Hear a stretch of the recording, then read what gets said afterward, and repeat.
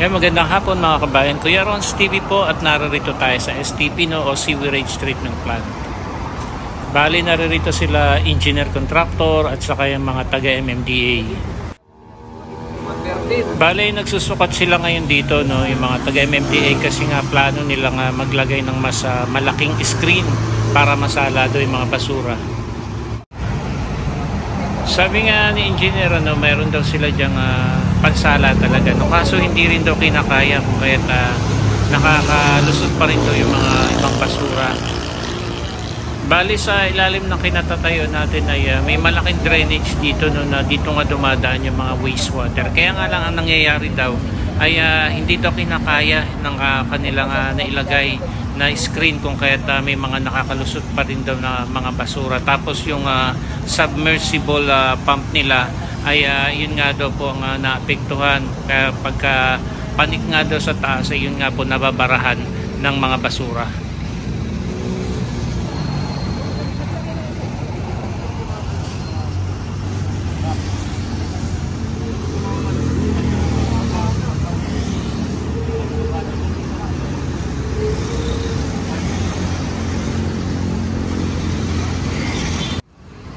Ano ginagawa ngayon, engineer? Nalalagyan lang namin ng screen. Ay, screen? Para yung basura hindi maipasok sa submersible pump. Para nasa sala? Nasa sala. Kasi nababara din mga makina. Okay. So sila sir from MMDA? Mayroon na kami pero hindi kinakaya pa rin. Lalagyan na nila ng mas malaki.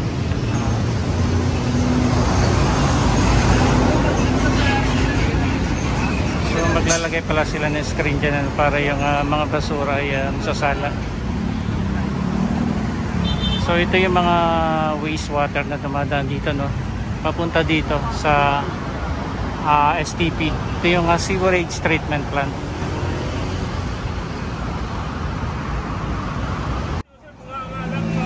So bali ito po sila MMDA ito po nagsasagawa sila ng inspection.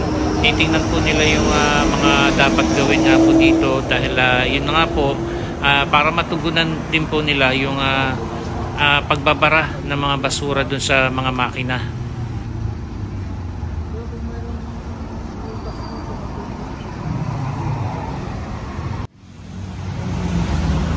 So ito po yung solar powered sewerage treatment plant.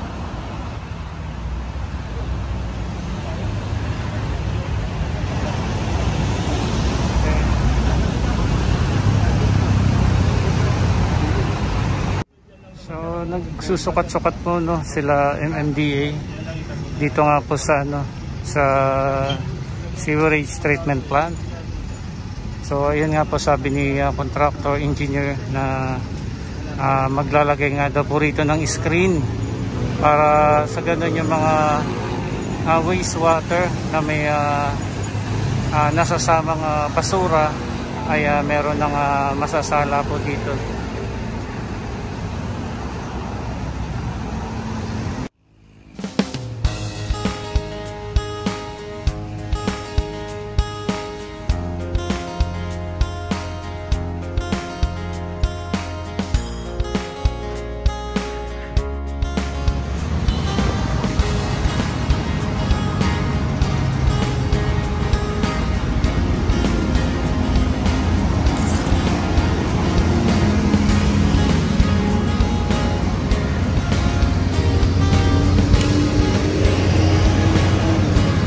Ito po yung ginagawa nila rito reverse osmosis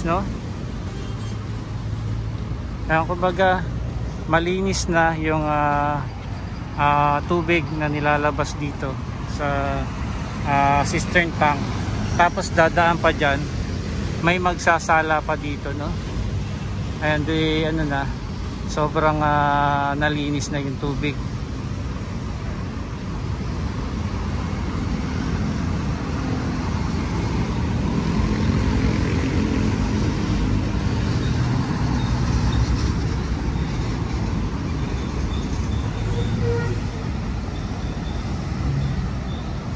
So sa ngayon po ay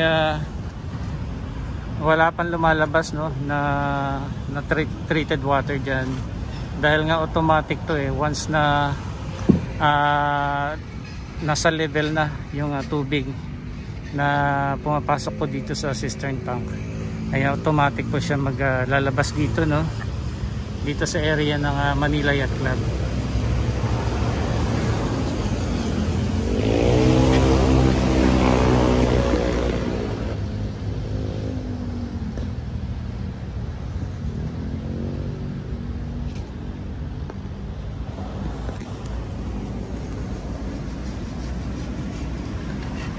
So sa ngayon po ito inaayos na po nila yung magsasala pa dito sa treated water.